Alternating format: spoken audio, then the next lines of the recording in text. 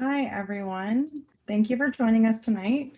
The Alumni Career Pathways series is a collaboration between the Alumni Relations and Career Development and Work Integrated Learning offices. Before we get started, I would like to acknowledge that this panel is being moderated on the unceded territories of the Musqueam, Squamish, and Tsleil-Waututh people, who are the rightful custodians and protectors of this land. To introduce myself, my name is Sarah Malchin. I'm an artist here in Vancouver where my work confronts our curation of self in online spaces. I represent the Alumni Relations Office here at ECU, and I'm an alumna myself, graduating in 2015 from Emily Carr with a Bachelor of Fine Arts. Shannon Mckinnon is the Executive Director of Career Development and Work Integrated Learning. Shannon will be introducing the purpose of this panel. Hi, I'd like to thank everyone for attending. We're really excited about this series of panels that we're putting together. So it's the Alumni Career Pathways series, and we came up with this to help students, current students, and recent alumni to help them to illuminate and demystify these types of career paths and giving an opportunity for our alumni to offer insight and advice. So anyways, thank you so much for joining, and thanks, Sarah. Okay, so tonight's panels are comprised of a diverse group of talented individuals, all working with artist-run centers, collectives, cooperatives, or exhibition spaces. After the panels, there will be time to talk directly with the artists in breakout rooms where you'll have an opportunity to ask our guests some follow-up questions. I'm really excited to introduce our panelists tonight. From James Black Gallery, we have Zandi Dandruzette, who is an interdisciplinary new media installation artist and cultural worker living and practicing in Vancouver, BC, and originates from Portland, Oregon. They graduated from Emily Carr with a Bachelor of Media Arts in Animation in 2014. Demonstrating unwavering support for nonprofit arts in British Columbia, Zandi is the founder and director of the James Black Gallery, a founding member of the Vancouver Artists Labor Union Cooperative, Arts and Cultural Worker Union, previous CARFAC BC and national employee, previous board director for Vivo Media Arts Center, and current president of Pacific Association of Artist-Run Centers. Their curatorial projects have included shows with more than 30 artists from 9 different countries, ranging from emerging, local, to international. Zandi likens their medium as space, whether 2D or 3D. They use color, queerness, gender, shape, and line to explore discourse around identity through immersive interactions via the binary, liminality, and fractal existence. They view it as a base code, and every medium they learn is a tool to explore this identity-centric world building. From VALU Co-op, we have Canto and Jonny Sopotiuk. Canto is an artist and educator whose practice spans socially engaged art, illustration, critical race theory, and engaged pedagogy. Working with text, comics, and food, she explores group work and hosting practices as strategies for community organizing and celebration. She is active in her community as a member of the Vancouver Artists Labor Union Cooperative, a unionized workers co-op with a mission to transform labor practices within the arts and culture sector. Jonny is a visual artist, curator, and community organizer living and working on the unceded Indigenous territories belonging to the Musqueam, Squamish, and Tsleil-Waututh peoples. His interdisciplinary studio practice explores compulsion and control through the lenses of production, labor, and work. Jonny is the president of the Arts and Cultural Workers Union, IATSE Local B778, and a founding member of both the Vancouver Artists Labor Union Cooperative and Vancouver Sewing Labor Union Cooperative. He currently works as a labor union organizer with IATSE. From Yactac, we have Karen and Peggy, who are Vancouver-based artists. They graduated from Emily Carr University with a major in visual arts in 2005. The pair have been collaborating since 2002, primarily in performance, drawing, installation, and conceptual-based practices. In their work, the pair explores the identity of twins. They are the co-founders of Yactac, an art collective and exhibition space in Vancouver, that serves as the jump base for innovative ideas and approaches to penetrate contemporary culture through spontaneous interventions of every size. Since 2007, along with the other pair of twin sisters, Janice and Justine Chiang, Yactac has curated contemporary art exhibitions, hosted interactive live events, projects, dance parties, craft fairs, and participated in performances, residency, and special projects. Last but not least, from Flavourcel, we have Alia, who is a visual artist, storyteller, and animator based in Vancouver. She is of mixed Syrian heritage and has spent most of her life living in the Middle East. Alia moved to Canada to pursue her art education and obtained her BMA in animation from Emily Carr in 2018. Her work deals with questions about belonging, identity, and themes of homeland. She works largely with her animation collective Flavourcel to create space for independent animators in Vancouver to share resources, work collaboratively, and foster community. Most recently, Flavourcel worked in partnership with Vivo Media Arts with the support of the Social Sciences and Humanities Research Council to use rear projection to display the work of local animators in residential windows. Alia is also working with Flavourcel on an installation at the Surrey Art Gallery urban screen called I Spy a City. Alia has also worked on an animation for the World Health Organization called Maintain Distance and Maintain Community, addressing themes of safe social distancing during the COVID-19 pandemic. I'm so glad to have all of you here. This is like a very exciting panel for me. So if the panelists could please unmute themselves. I'd first like to ask you, how did you create or form your collective, essentially your origin story? We can start with Alia. Thanks so much, Sarah. Thanks and everyone for having me here. I'm really excited. In great company. Great to see like faces I know. Hi Annie. Hi Jonny. So Flavourcel started 2 years ago, right after graduation, essentially from Emily Carr, and it was me and a couple other folks that were in my graduating year, but some other people as well from the master's program, and a couple of folks who were not actually Emily Carr grads. It was kind of a spontaneous call to action of who wants to continue animating after graduation and is afraid. And essentially, we had come together and had a lot of conversations about the animation community, about industry versus festival circuit. And we had kind of realized that we had picked up on a gap in the animation community of the fact that it really felt like there was this duality, like you either have to go and work in the industry and make movies and TV shows, or you have to just like be a solo artist in your basement and never talk to anybody again and make film festivals. And we decided that we didn't really like that duality and we wanted to create a new space. So we came together, we did shows, we did a lot of, we like to work with the GIF, kind of short form looping animations.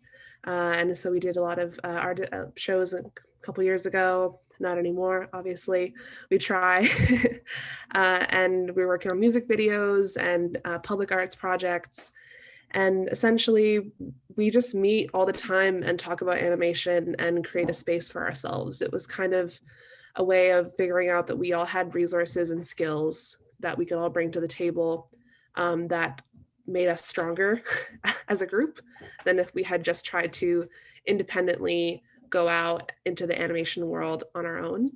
And it morphed from there. And now we do group shows and we make these like concepts for kind of big scale art projects. And it has morphed to doing a lot. And we're doing a lot more than we thought we would.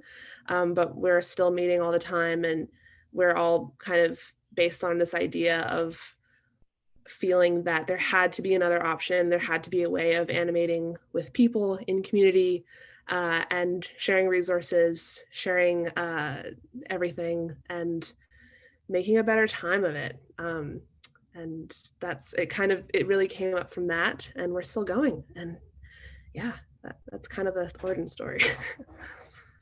Amazing. Thank you so much, Alia. Karen and Peggy, would you like to share the history of Yactac?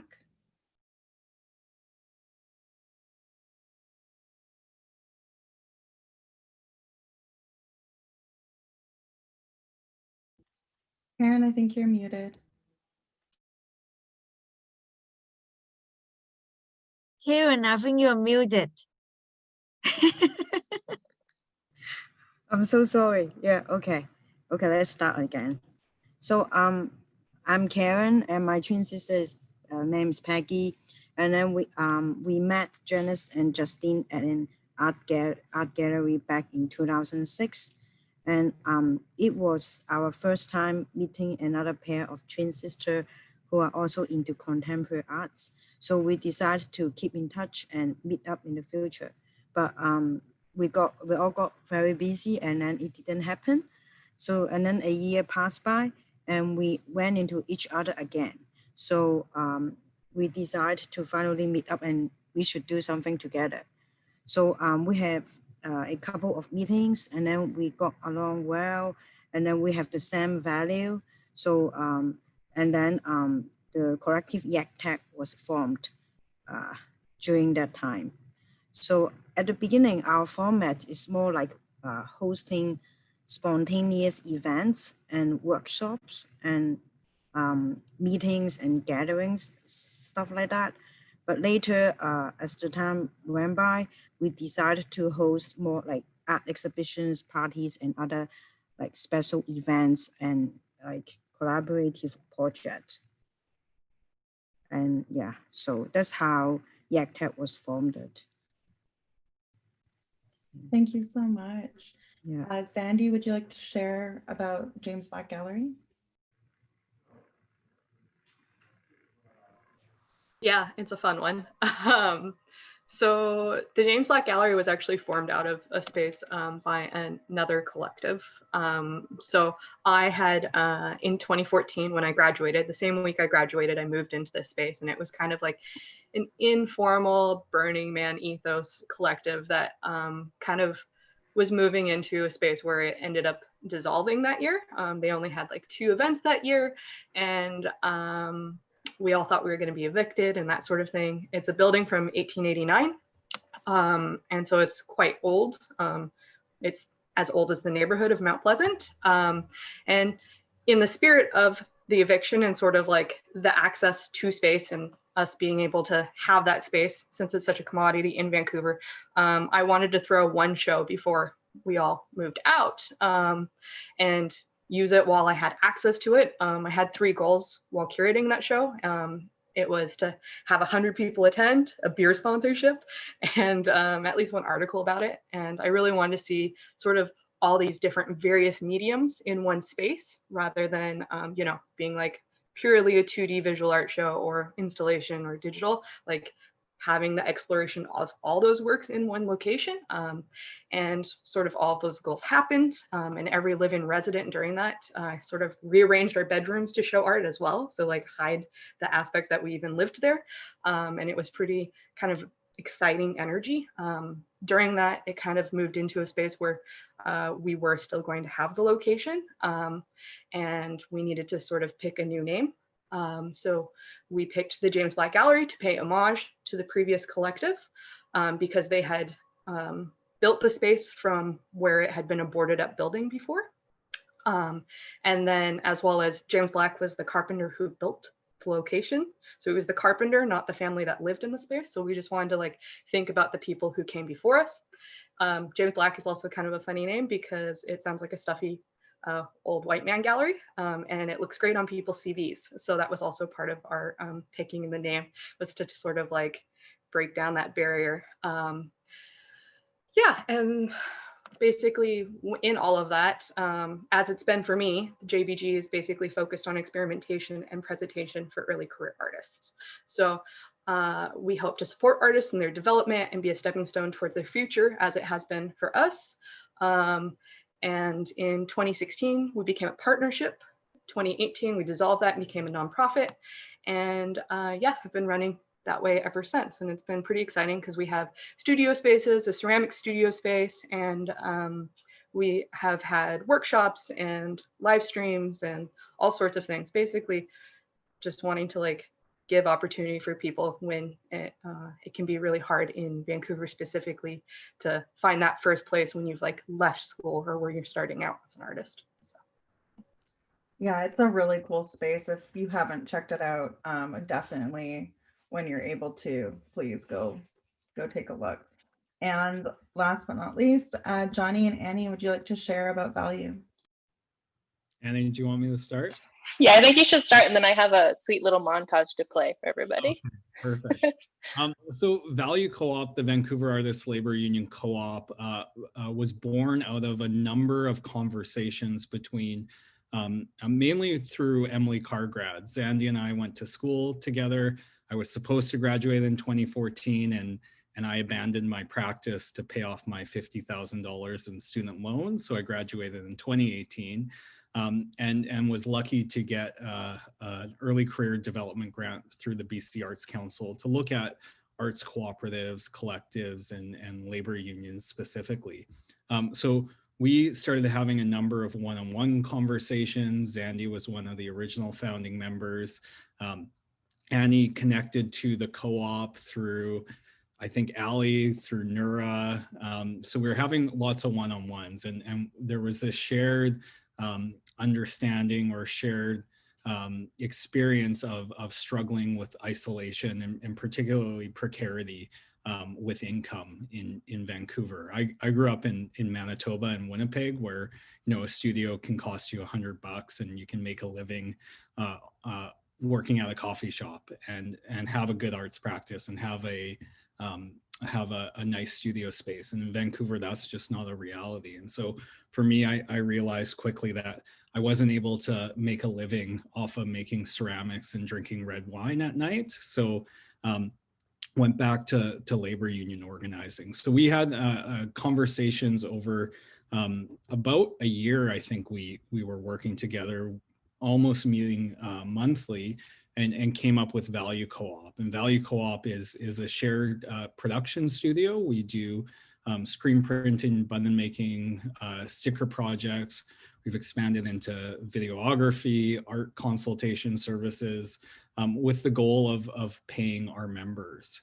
We've grown to a 20-person cooperative where we're all worker owners, and then we have a larger group of worker collaborators who come in and do paid production work with the co-op. So I'll jump over to Annie, who can take over from there. Sure, yeah, I think it makes sense because like Jonny's saying, I wasn't a part of the original, I don't know, was it like a mad group of 6 or 7? Anyway, then there was like another incoming of worker owners that came in all at the same time around January that upped our numbers up to, I think, 17 at the time. So it was really exciting. I had just graduated from school as well, and my whole deal in school was working collaboratively, working in community. But maybe a lot of you who've gone through school or in school know that like a lot of the times when you're thinking about that stuff a lot in school, it's very theoretical. So you're like yearning for an opportunity to actually practice those things long term and in a community that you care about. So this VALU Club. But now that you know a little bit of the story, we made this year this cool video that I want to share. 2 of our members are amazing film producers, and they made this for us to show the story of what it looks like to be in the production studio, and then at the end it shows like what our location looks like in Chinatown. So let's see if this will work.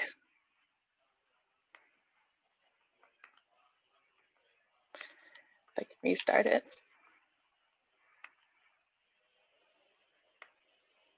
I don't think there's sound, so you can just enjoy the wonderful visuals of our production studio. Gotcha.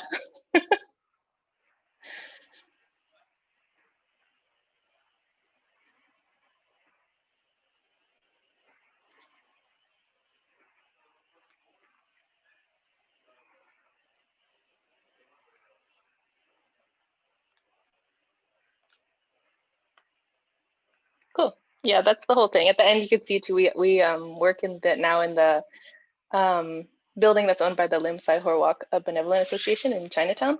So I'm sure we'll talk about that later, but one of the best parts about working, like being part of the co-op is that there's an attention to community. So we've been building a wonderful relationship with them as our neighbors and hosts, basically. Amazing. Thank you so much, everybody. I would like to start the conversation off with asking, and feel free to jump in at any point. How has forming this community impacted you as an artist or changed the opportunities that are available to you as an artist?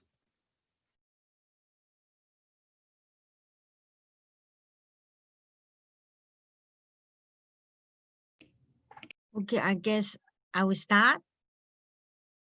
Yeah, you can hear me. You guys can hear me, right? Okay, awesome. So, forming Yactac impact both Karen and I a lot, as we got to collaborate with other people other than ourselves. So Karen and I have been working together since we were in art school for our own art project, and we kind of want a change. And then we met Justine and Janice. So the dynamic has changed so much, as it's more like a group. But then because there are 4 of us, and like each of us have different ideas and opinions, but since we all share the same identity as teens, so we have a unique chemistry when working together, which is quite magical.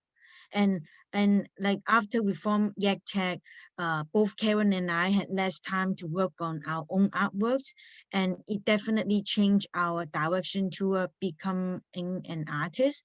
Instead, we got more opportunity for creating organized art exhibitions and networking in the art world, in the art scene, which, because honestly, both Karen and I, we really enjoy organizing art show for other artists. So yeah, so it changed a lot, changed our position a lot.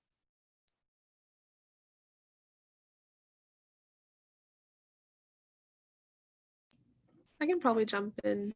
I think that for me, it really made me realize how many opportunities there are for artists. It's kind of hard. Like, I think that especially a lot of people that I know, especially folks who come from out of Canada, who are like new immigrants who are trying to work on stuff kind of like on their own and trying to figure it out, there is like a lack of confidence. I find that it's like you can just go and apply for a grant and get that money and do the art that you like. And working within a group of people who are all working towards the same goal made me realize that. It also made me realize that everything's became so much more available when there was like all of us working together with different things. For example, we did a lot of like music and animation shows, and that wouldn't have happened if we didn't have a couple of members who were very prominent in the music scene that had the connections and had that aspect. And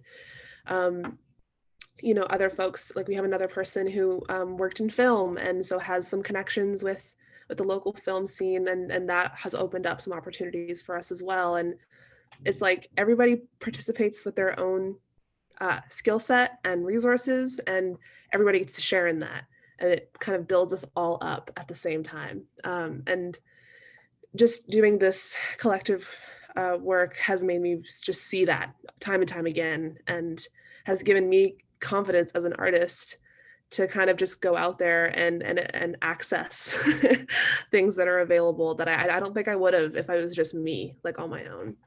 So.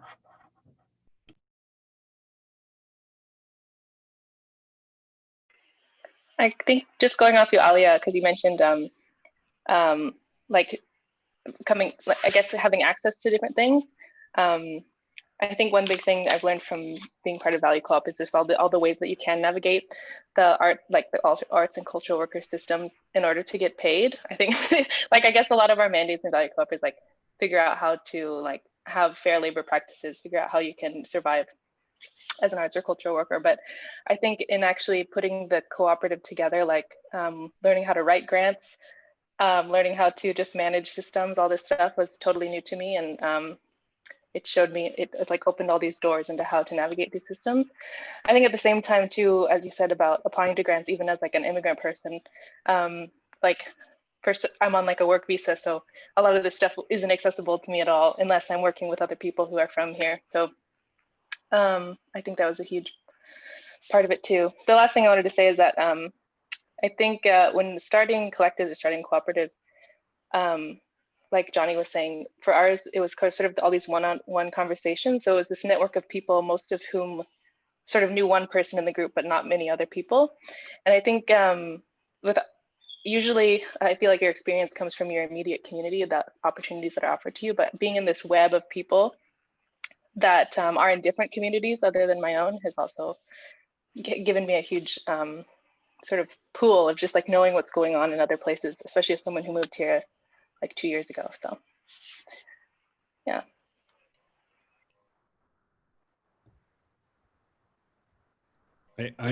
Zandi, do you want to jump in? You should go next. Okay.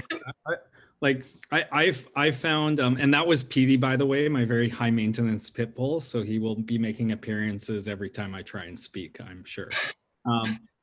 So I found, VALU Co-op has been really helpful for me in terms of my personal arts practice. Like I consider myself a community organizer, and my arts practice is how I slow down and like sit with myself, but that can be a very isolating process. I do like really compulsive, repetitive work and sit at my desk or in my studio. And so I found the co-op has helped keep me connected to the broader arts community in ways that have been really meaningful. That has made me like continue on with my work. In other ways where I've ebbed and flowed through my arts practice, I've stayed really consistent since being connected to VALU. I also know, like I like community, but in terms of the way I work, I'm very like head down, do my work. And so it's taught me to be more collaborative. And I know that's a work in progress. Annie and Zandi can probably attest to that.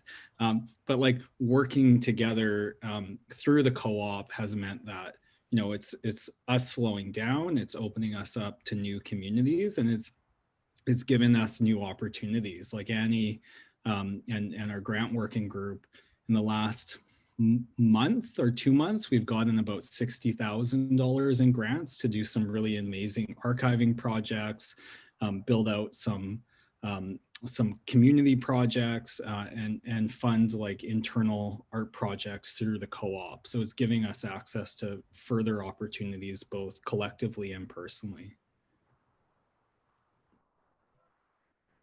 Beautifully said, Jonny. I am totally on the same page on how sort of VALU Co-op has like brought more to everyone who's collectively involved in it.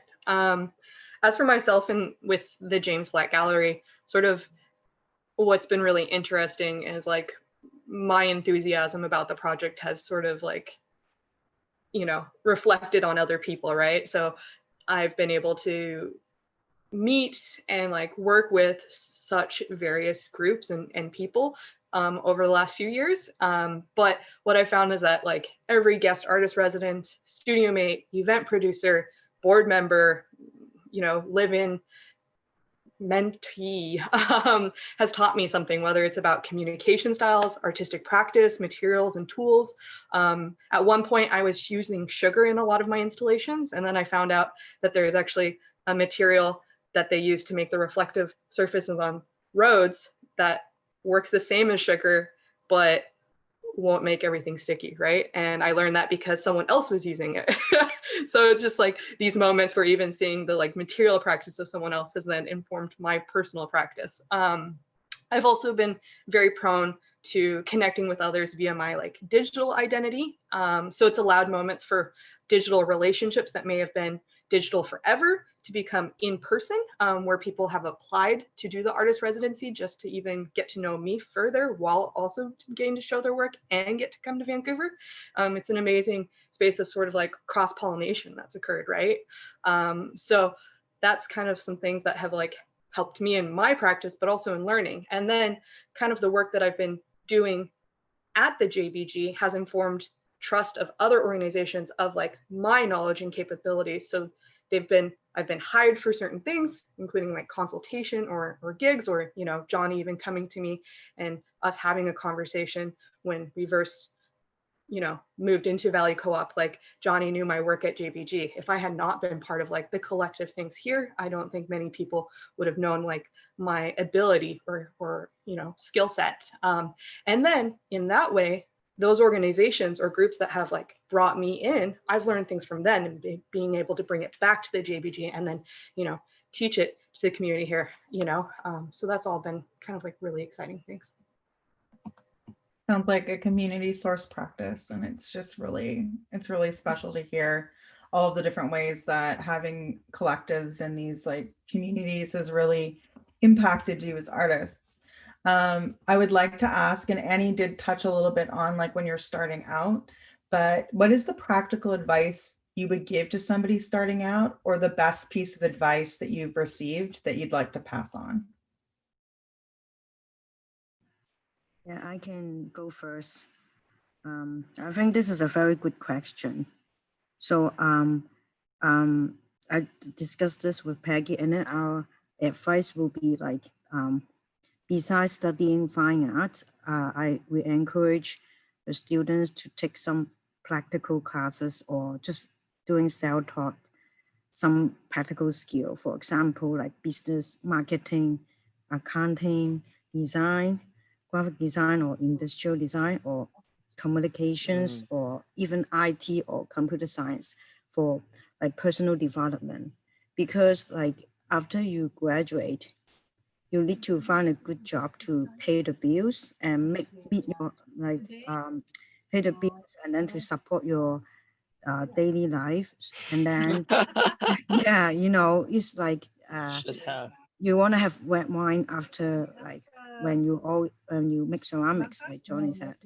Anyway, so yeah, I think this is the best advice we'll give to students. So because like you need to support yourself, you need to pay rent, and then when you are not stressed about your daily life, then you will have time and energy to do your own practice. So yeah, that's our advice.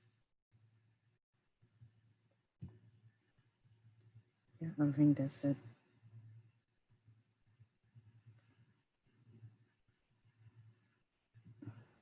I've had the opportunity to work with this really incredible artist, community organizer. Her name's Jessica Hepburn. She's formerly from Vancouver and she's in Nova Scotia, and she's been working through collectives for like 2 decades now. And I was at a workshop with her, and one of the things she imparted on the group of artists who were working collectively was that we needed to learn to separate our personal practice and our personal goals from the goals of the collective.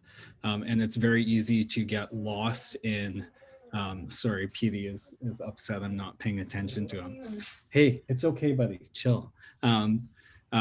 It's very easy to get lost in the work of the collective or cooperative. And sometimes we need to take a step back and realize that we may not always see the same route or see the same goals, but and that's okay. Like it's good to disagree. It's good to have productive conflict. And as long as we're all working towards the same, like we're walking in the same direction, that's a good thing. And so our personal practices are about us, our collective practices are about community, and we have to constantly center the community and the community's needs.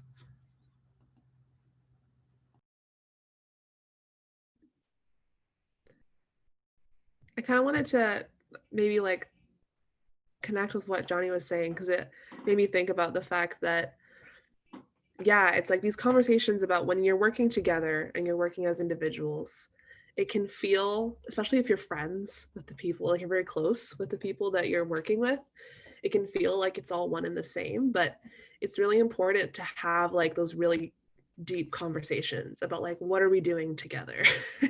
I know like within Flavourcel, we got really excited and kind of got carried away once we started getting offers for all these cool gigs. And we got like totally over promised, and we like burned ourselves out really hard and just did all these big projects that were amazing, and so glad that we did them. And, no, not really regretting it, but definitely we had conversations after we had done a lot of stuff, when we realized we should have had them at the outset.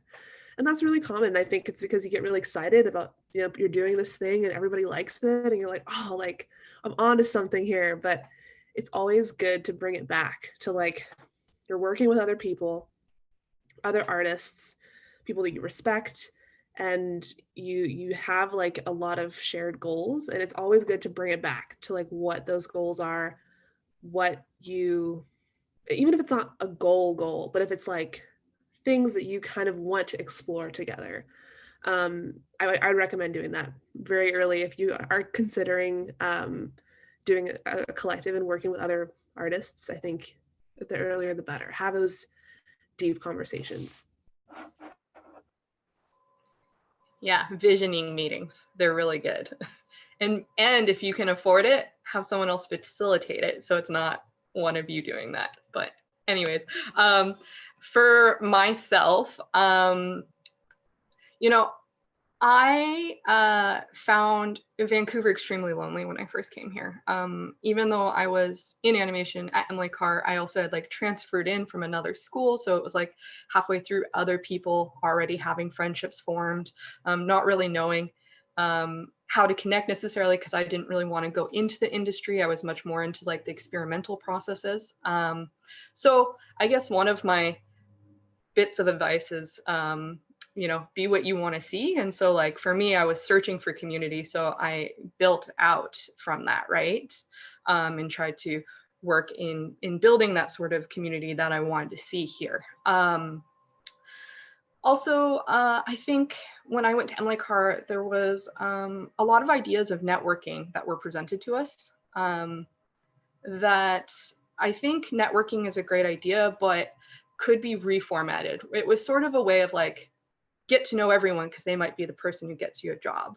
But really, you should be intentional about your connections and the people that you meet. Like I met Jonny at Emily Carr, and now we work together in some capacity, right? The people that you meet, putting that like bit of effort into the ones that you really do want to build a relationship with, because those are going to be the most valuable ones if you want to be capitalist about it, are the people that you care about, right? It's really just being aware and cognizant of the relationships that you want to have, more so than dispersing your energy for everyone, which might weaken those relationships in some regard.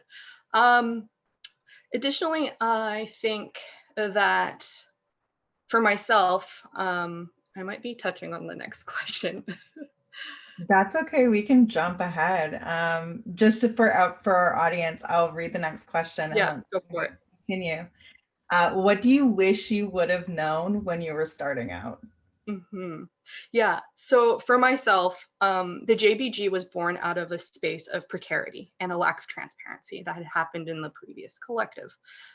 So with that being said, I was fortunate enough to have learned ways that I did not want to be. So when people are in positions of power, utilizing it, I wanted to be very cognizant of like any sort of power that I had as a like community leader.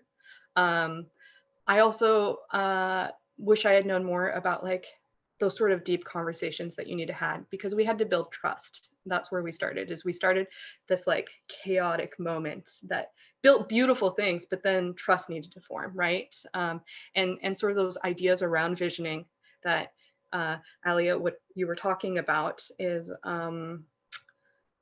they're really important, because you kind of have to reconnect these conversations time and time again. So it's like check-ins, right? With the original group at the JBG, we were all under the pretense that we were only going to be doing it for a small time period. So we put a lot of energy in, which burnt us out because we were so excited. But then all of a sudden, next thing you know, we have this space for much longer than we ever thought. So then all of a sudden you're thinking 2 years out instead of 6 months, right? So for me, I wish I had known that the JBG was going to last so long, because then I would have probably collectively, we would have planned a lot better in that regard. But there was a lot of exciting things with that not knowing, so.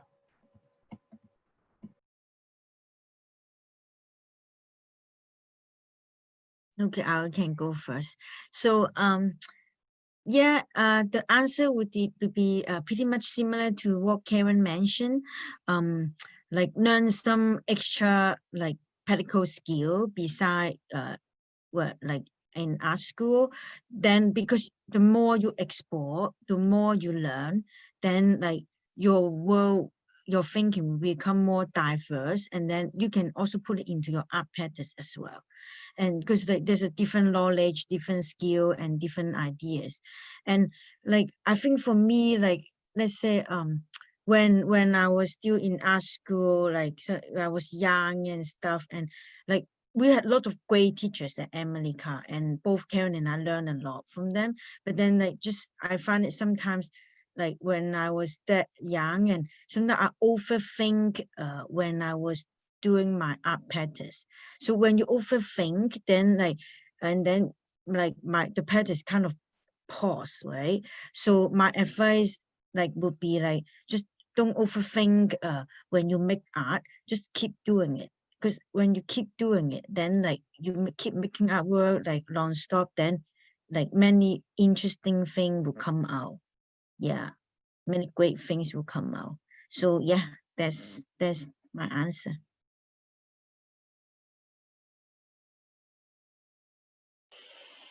Um, I have two thoughts, but they are kind of already been touched on, so that's awesome. But the first one is that as you saw by the wonderful video in our origin story, we're like a small business as well. Like that's part of what we do. So I wish we would have known about the global pandemic. That would have been great. I think we officially started like what was it? I don't remember. It was like March of the right before the pandemic. So it's been like a huge learning curve to figure out how to stay going with all these very new and huge challenges. And on that note, I think that I also, I wish I would have known that even if you're joining a cooperative or a group that is like every value is about upending capitalism, you still have to navigate a capitalist system in order to get this stuff done.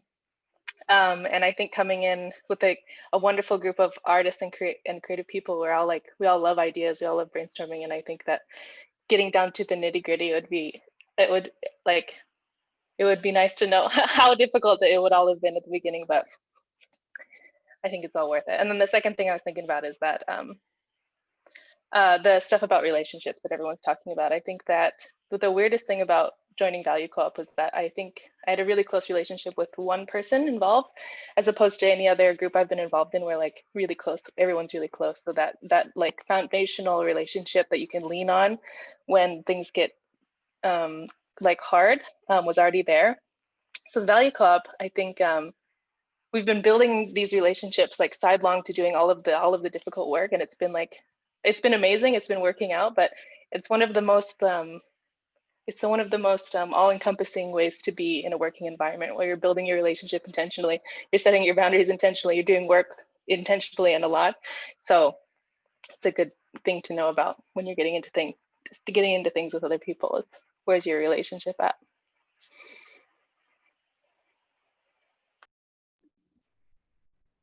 I kind of want to follow in the realm of like learn the like useful life things in terms of, you know, understand what is required of you with your taxes and all that. That's all a given. I think like maybe this is more specific to animation, but maybe it's not. I think that especially with animation, it's such a labor intensive medium. Any medium like that you put a lot of hours in, there's like two things inherently that are a part of it. One is that you have to understand how much time you are putting towards things. Have a very solid understanding of that, because with animation, it's so easy to spend hours and hours and hours and hours and just like never properly compensate yourself or allocate the time or like understand what you're doing. Like it can be really easy to get carried away, and then you just end up kind of in this pit of just like you have no time and energy, and you're not getting paid properly, and it's all just very stressful. So that's like one thing. The other thing is planning properly especially when you're working collaboratively. Like, I mean, we've worked on a couple of music videos, and it's all these like 10 animators working on one music video. We have like, I had to learn how to project manage. I had never done this before. And like, we brought up spreadsheets. Like, I mean, it was a whole thing. And I think it can be helpful even if you're just working by yourself, but especially when you're working with others, get just like a basic understanding of how timelines work, project management basics. That was a huge one that we were way in over our heads when we started out doing the bigger projects and we were working together. And I wish we'd have known that.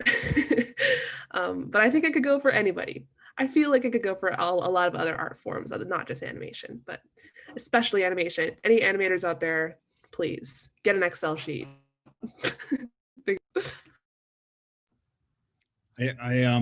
I keep like referencing other people I've learned things from, but this one, Yolanda from the Coming Together Mutual Aid Initiative, who we had the opportunity through VALU Co-op to work with. We did a mutual aid fundraising campaign for them, and we produced merch that they could sell that was then redistributed to people in need.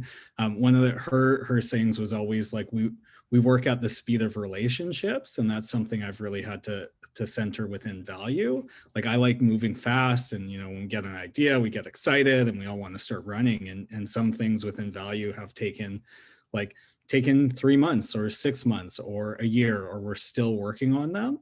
And sometimes it's more efficient to do things on your own, but I think they are stronger when you're more purposeful and take time. And within the co-op, I think we've all had to speed up in ways that we're uncomfortable with and slow down in ways that we're comfortable with. And a part of that slowing down, or that we're uncomfortable with, part of that slowing down is building those relationships. And so that's certainly something I wish, like at the start, had thought more about, because as rosy and utopian as working in a cooperative and collective is, it's a lot of work, and there's a lot of arguments, and there's a lot of frustrations, and I'm sure like there are many times we've all wanted to kill each other, but like done so in a really loving way. There's frustrations, and it's just like a family. That if you're with your family and have a good relationship with them, you're at a big table together, and sometimes we're going to argue and sometimes we're going to disagree, but we just need to slow down and take the time to really work through the conflict, and whatever we produce on after that is going to be stronger because of it. Thanks so much, Jonny, and everybody. Annie keeps giving me these like great lead-ins to the next question. She brought up the pandemic, and I'm sure we all wish we would have known that it was going to happen. But that brings me to, what are the most critical changes that we can make to face the future effectively as creatives or collectives?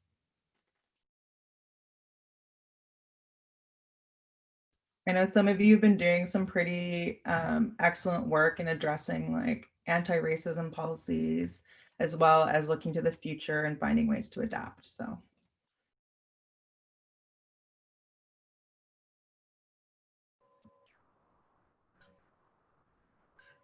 this is a very open-ended question, because some of it's like the changes that the JBG is making versus the overall all of us. I think that like, obviously when it comes to sort of anti-racism work, thinking about decolonizing and thinking about decentralizing a bit of our like hierarchy systems and how we make those work within our groups. I find that overall in the work that I do in many facets, working together at the JBG is about, giving artists access to space and being able to like build their practice. In regards to the pandemic, obviously we can't do our international artists in residence anymore. And we can't offer that, but we're currently waiting to hear back on a grant about creating sort of pod residencies. So collaborative residencies with people who have agreed to become sort of a pod together. in order to support our local community in creating art. So that's a way that we've shifted in regards to the pandemic, is being able to use the gallery space for that creative practice and building relationships and a space to congregate together in a way, like between artists who maybe never even thought about collaborating together before, but are close friends. In regards to sort of the work that I do with the Pacific Association of Artist-Run Centers, there's a lot of building of trust between all the different member organizations that we're working on right now. Because in order to all collectively risk take together and be able to make choices and trust each other, we need to be able to have that baseline of trust between all of the groups coming together, right? And then I would say, like, at VALU, building structures and systems, like when we're learning to how to even onboard someone and teach someone the processes and pass on institutional memory, instead of like, there's a hierarchy that forms when knowledge is in one person's mind, right? So me at the JBG, like, I have a lot of knowledge that many others do not. And so I've been trying to make sure that it's all in paperwork and in documents and accessible for anyone who wants it, in order to decentralize me as the only person who has that knowledge. So, yeah. Yeah, I kind of wanted to go off that, just about the decentralizing knowledge. I think first of all, working in collectives is part of the future. I think that is part of the change. I know that there is like a lot of competitiveness within the arts community. There's this idea that if, you know, every opportunity that one person gets is an opportunity that you didn't get, kind of thing. And I really don't think that is where we're headed. I think it's all about sharing kind of the wealth of resources, the privilege, and in a lot of ways. Like kind of what we were saying earlier, grants for folks who are immigrants are not available if you're not like a permanent resident or a Canadian citizen. So pairing up with some Canadian citizens who have that privilege of that passport that I want so badly is part of it, right? And also, for me, I have a lot of skills like with writing and like administrative stuff, and I can share that with folks who aren't as skilled in that area. And I think sharing the wealth, sharing your resources is part of how everybody gets lifted. And also realizing that, you know, I'm totally okay with the fact that Flavourcel isn't my face. And I think that all of us we like the idea of us as an entity, and creating these areas where it's like, it's not just you and it's everybody around you, and it's acknowledging that we don't live in bubbles in terms of nobody's like creating in a vacuum. We are all connected and relying on each other all the time, and just acknowledging that. Like, I think the project that we did, the Rear Window Cinema project, was really amazing, because essentially what we wanted to do with the shirt grant was find a way to do rear window projection, get the resources, get the materials, and then just like distribute it. So like any artist could do the same for free in their own house. And that was a big one, especially with space in Vancouver, like figuring out where to show animation, where to show art is a huge stress. And it's just kind of like, most artists don't have studios these days. I don't have a studio. I projected out of that window, which is in my apartment. And it created something, and there is like more of that happening now. And we have this knowledge that we gained from doing this project, and I'm ready, once it's all together, to just like send it out and have everybody use it. I think that's part of it. I think that's part of the work, and that's part of how we change these like racist and colonial structures that are reliant on people not sharing their wealth and their privilege. Yeah.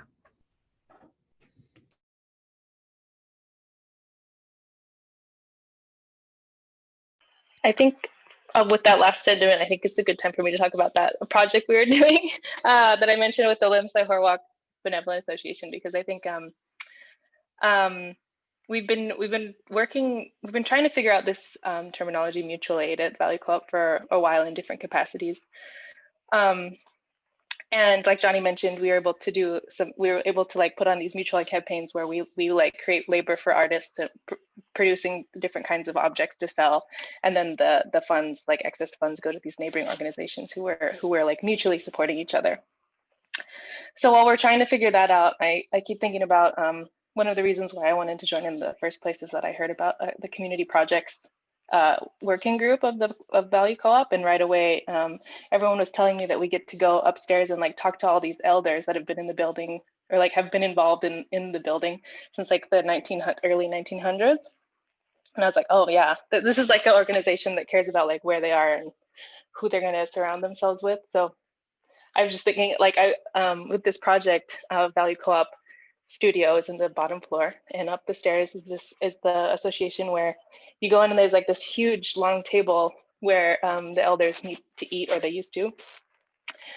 And they had us all like sit down, and they gave us tea and like snacks and things, and then immediately we started telling them like, hey, we're all artists, like we have access to all these granting structures, like we have access to all this different kind of funding. We know that you like want to do all these cool things to the building, and now we're in the building, so let's share resources this way. And with this story of us being artists, of us interacting with their like archives and with them, we were able to get some grants and be able to figure out how to share this money that is accessible to artists and cultural workers. So it's really inspiring that this is a thing. And the funniest thing is every time we like interact with the association, they're like, why do you guys care so much? Like, what are you doing? Like, just keep the money, you know? So that's been really exciting. We've been very intentional in that space, given the history of artists in Chinatown and artists as like a driving force of gentrification. And so we've both been intentional in the building, but also in the ways that we're not contributing to driving low-income seniors out of the community and people who live in Chinatown and the downtown east side. When we started the co-op, there were a group of us. There were about, Zandi, I would say 9 of us.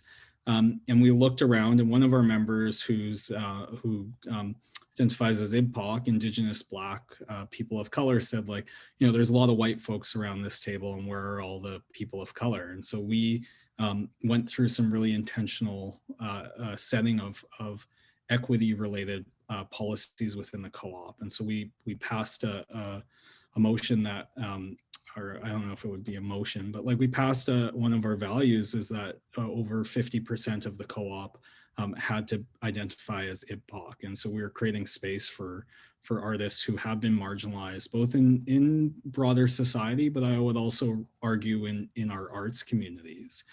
So as we grew to 17 members, and now I think to 20, over 50% of our membership is IBPOC, and they're taking up space, and space that's well deserved. And so through the co-op, we've generated, I would say, probably close to like $50,000 that has gone right back into artists' pockets through wages. That might even be more now, through all of the commercial projects that we've done. So it's having a very material impact on artists in Vancouver. And I know some of our members would have left a long time ago, and some of them have left really exploitative jobs because of the opportunity through the co-op. And one of the projects I'm really excited about is we just got a $20,000 grant through the cooperative to work on system change. It's through the Vancouver Foundation, and it's allowing us to build a bigger proposal for a bigger structure to help deal with precarity throughout the arts and cultural sector. So essentially expanding the VALU co-op model. Part of our values are about engagement with community, and that we should be sharing resources, and that there's an abundance of resources. So I'm incredibly excited about the potential for the cooperative model to grow and to have more arts-based co-ops in Vancouver and across Canada. So yeah, during the pandemic, like we we host like 2 virtual art exhibition. And the interesting thing about that is that we found that like without a physical space, and you can reach out to more artists and then showcase more artists' work, which is like a very interesting and element, like a surprise to us. Like we like, because this is a virtual space, we get more space, like the bigger space than our physical space, because normally we just had a 1 person or 2 person, 3 person show, but with a virtual space we can like showing like more than 20 artists in the virtual space. So which is pretty nice, right? Like you can support more emerging and established artists and display their work to the general public. So which is like a very interesting and new thing for us. And I think at the time being, Yactac will continue to do more online show until the time we're allowed to host a show at a physical space. Yeah.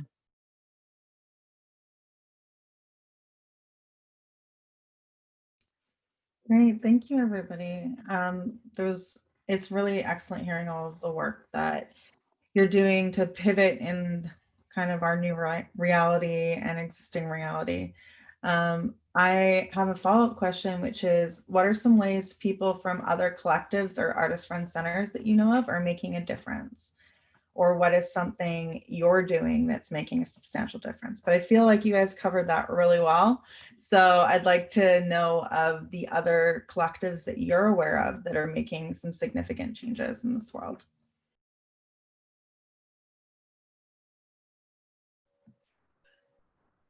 I can go ahead. I also wanted to touch on like people from other collectives.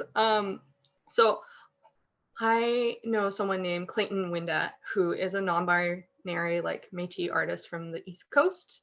And Clayton has done some amazing work under the like Indigenous Curators Collective, and then is now actually the head of ARCA. I met Clayton 2 years ago at a Carfax national event, and the thoughts that Clayton has to share on like sort of how to bring indigeneity into collective culture, as well as like supporting artist rights, whether it is curators or artists themselves, is pretty foundational. So if you ever have a chance to hear Clayton speak and share some of that, I really recommend it. I also want to touch on mass culture, which is a group of folks. I'm going to go ahead and send a link in the chat.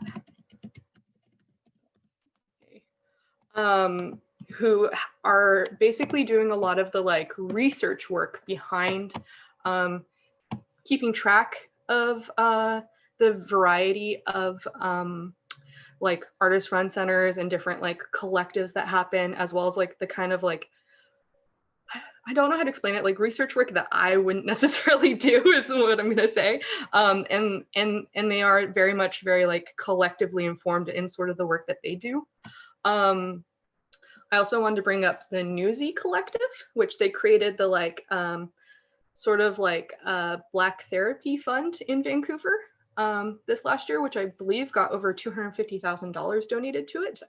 They're specifically a Black woman and women of color and trans folk collective around the electronic music scene. And so I really think that the work that they're doing is wonderful. I wanted to bring up also Radstorm 902 in the Micmac territory. They do events and arts curatorial work, and they are really huge about collectively sharing. So for example, they have access to a kiln and allow like sort of, they have like 1 day a month where everyone can bring a piece and all put their work into this kiln together, and it doesn't cost anyone anything. So they like offer the kiln out to the like community in that ways. And I think that's pretty foundational, since a lot of like ceramic artists don't have access to kilns sometimes. And then a new group called Synergize, who is a co-op and business incubator for wellness-based practices and exchanging skills and support between them, is created by a lady named Tasleem, who is an amazing like Black sort of like life coach in the area in Vancouver. And so I think all the different kind of work that they are all doing and like supporting each other and like shifting the dynamics is amazing. So yeah. I can throw another one onto that. I don't know if they identify as a collective, but they're like a group of people who do things. It's called Heart Projector. They're like a video games making collective. They do pop-up arcades, and in COVID, they've done online like independent game setups. I just love their work because, like animation, the video game industry can feel so like it has to be one way, right? And so people who break down these like historically very, you know, white man, but also like strict and like big, and you know, it has to be this kind of specific thing of what a video game is. Anybody who breaks down that stuff is just like the key to my love, really. And so I'll send a link there. So they do a lot of stuff, like I said, pop-up arcades, but they've been doing a lot of online projects as well. And I think they also had they did some work with Western Front on indigeneity and indigenous like experimental video game and VR projects. It was super cool. So I'm just gonna throw that in the chat.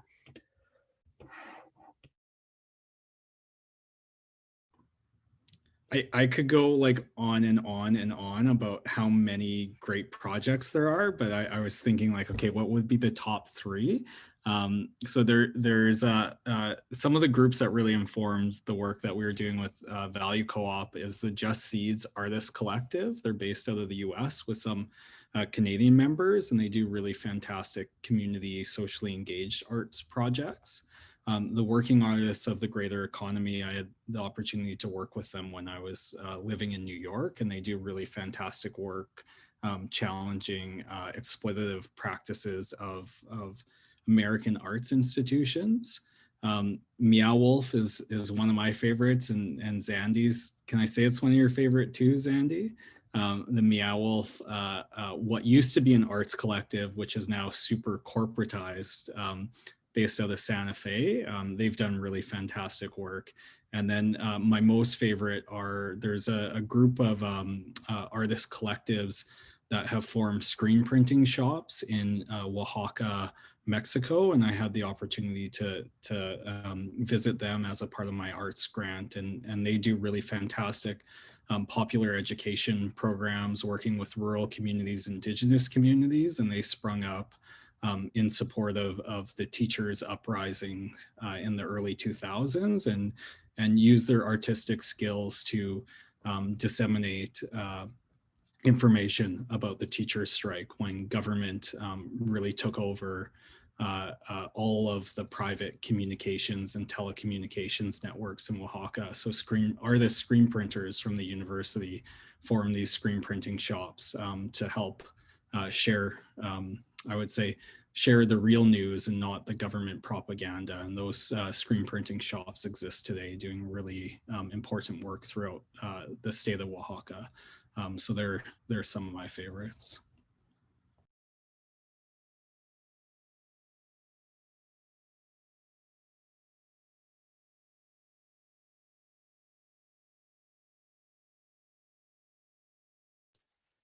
Great. Thank you everybody for sharing those. That's awesome. And for putting the links into the chat, because that will be a great resource for people. Speaking of resources, what are some good resources for people who want to dive in deeper or perhaps start their own collective?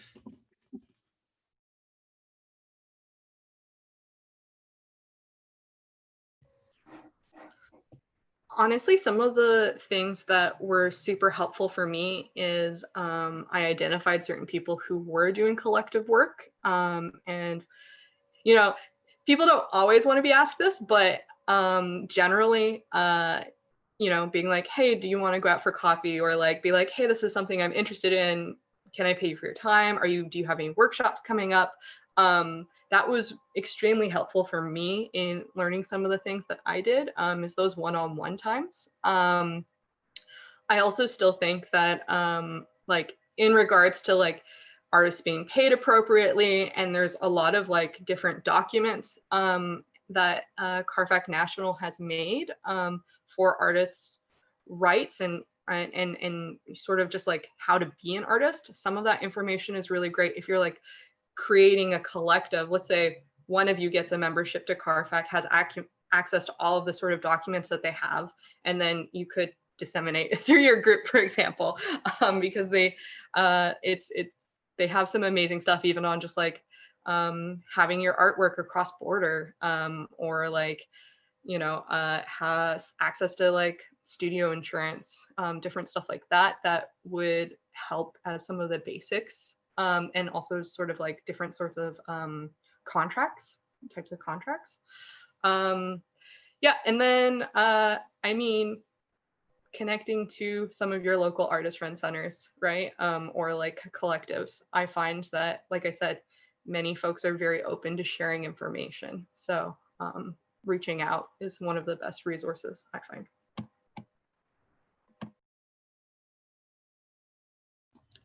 I think it really depends on the type of collective or cooperative structure that you're looking at embarking on. I completely agree with Zandi's like feedback. Reach out to people in the community. I know at VALU, we're always happy to have those conversations, and I think we get those requests on like a weekly basis now. And that's a part of our practice. Some of the resources I absolutely love are the Working Artists of the Greater Economy has a resources section. It's very, I find, academic. So if you're, you know, sick of Emily Carr theory, which I was in my foundation year, that's probably not the place for you. Another really good set of resources are through a group of researchers. Sorry, I just pulled up the link. They're called Cultural Workers Organize, and they particularly look at cooperatives and collectives in creative industries. And then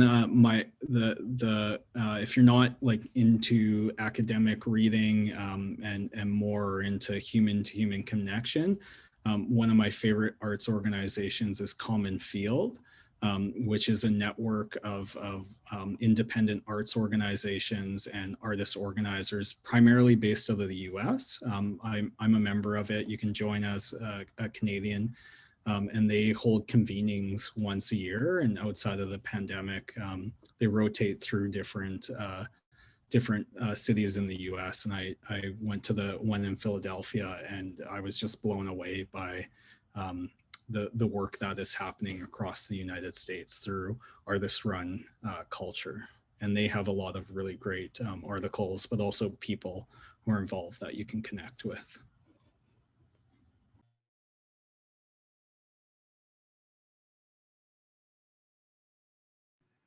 Yeah, my resources that I suggest is instant coffee. I guess everybody has heard about it.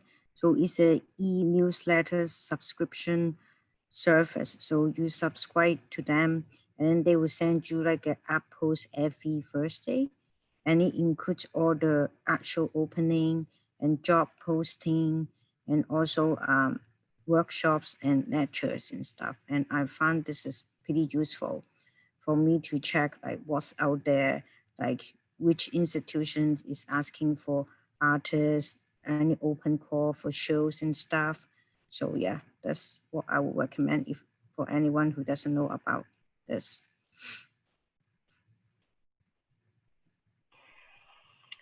I have one that is really tied to Emily Carr for everyone who's here who's comfortable with that place still, like if you're a student there or if you've just graduated.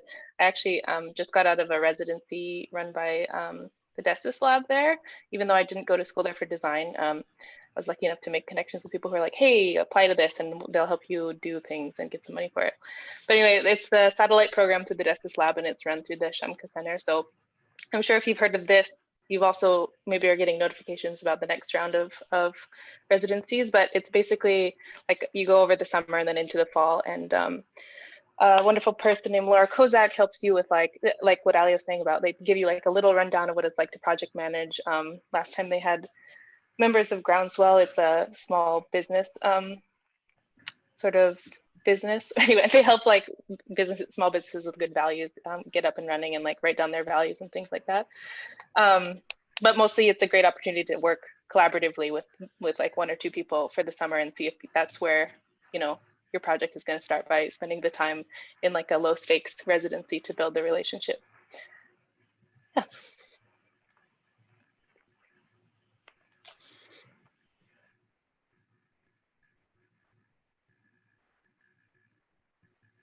And last, I just want to ask if anybody has anything else they'd like to share that maybe I forgot to ask you guys about, or you'd like to just kind of give a shout out to a current project that you're working on.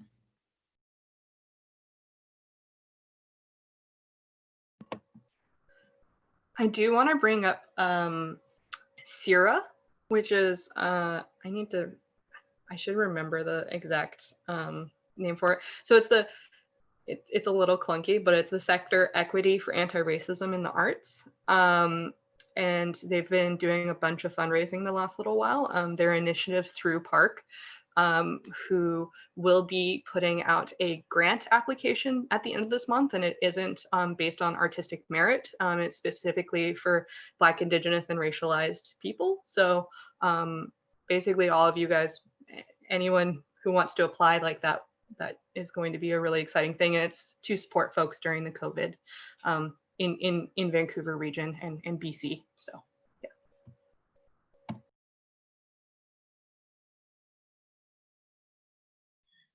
yeah, as I mentioned earlier, so Yactac currently doesn't have a physical space, so we'll continue doing virtual art show, and we don't know when our next show will be, but we may have an open call for artists, so we'll keep you guys posted.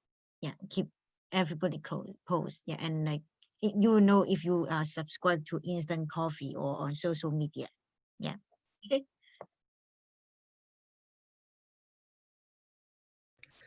I kind of wanted to throw in, this is more like another like piece of advice or just something I wanted to talk about. I think like I remember when I was just about to graduate from Emily Carr, and then I had to like, I graduated and then I was doing animation and it wasn't paying for my rent, and so I got like a job. I got like a full-time job, and I still work at the Students Union, by the way, if you want to send me an email. But I do still work that full-time job, and a lot of folks in my collective do as well. I just wanted to say it's very normal, and it's very like a thing that happens all the time. And I have found that it's amazing to like know that even if you like are doing this and are interested in it and you want to be like a part of arts and stuff, it's totally cool if sometimes you just like don't. If sometimes you want to try other things and like maybe like take a job doing something not art related and maybe do something like this. Like I think it's totally normal and good to not have like a solid full plan going out of graduation. And for me, what was my guiding star was the community that I formed afterwards and during my school time. And that was kind of what has made all of my art practice feel so like just satisfying, I guess, for me since this whole time. And I haven't worked in animation, and I've been doing so much animation, all that I want to do. So I just wanted to throw that out there as like, it's okay, don't be hard on yourself. And you can shape your life as like however you want it to. And that's kind of what we were trying to do with Flavourcel. It's like there's the like outcomes aren't so strict as maybe it feels like they are. So yeah. Oh, thanks, Sandy. Saw your comment. Yeah, I just wanted to actually add on that. I found if you find that a system doesn't exist that you want to exist, if you get enough people together and get enough like building of it, like other systems will start to accept it. Like the JBG is in a giant dilapidated house, right? For us to be accepted by the city of Vancouver and by a lot of different groups, we had to like show them that we knew what we were doing, right? I think VALU Co-op in some regards is that. Sierra actually has the BCAC doing an unprecedented thing. Basically, they're going to be using their check writing system to do all of the checks for Sierra, the BC Arts Council, right? Because Sierra has like built itself up and had enough organization support it, that has happened. So like, if you want to see something in the world, you can make it happen if you get enough people together. That's all. I just wanted to add that. I would just add around like being intentional about what you're trying to build or the community you're trying to tap into. So if you see an arts collective or co-op that's doing really exciting work, like reach out and get involved. There's, you know, I know Vancouver can be a really isolating city, and it can feel like an insider's club and you have to know people.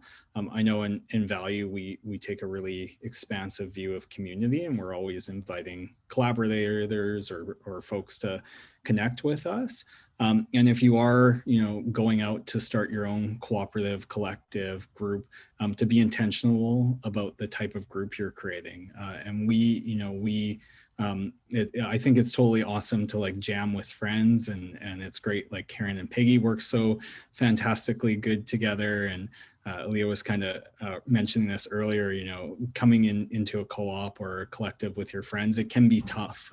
So sometimes collaborating with people you work well in class with, but you don't want to grab beers with or tea with after school or work is sometimes an approach to take. So just thinking about who you want to work with, being intentional about how you're creating that community. And when we started VALU, we made some really really important decisions that we didn't want to center anyone's power within the collective by just making it a group of their friends. So we all invited one other person in, and it started to grow organically from there. And I've found that to be a really helpful way to expand the community, but also to make a stronger organization.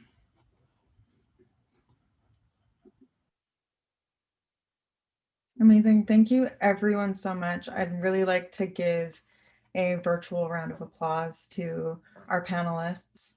I'm so grateful for your presence here this evening. And we will be, look, there's little claps showing up, guys. We will be doing a small breakout room session. So each of the panelists will be in their own breakout room, giving you an opportunity to ask them questions directly. Please don't be shy, please reach out to them. And John will just be setting that up right now, and it'll show up in between the record and the reactions button on your screen, allowing you to go into their individual rooms and ask them questions.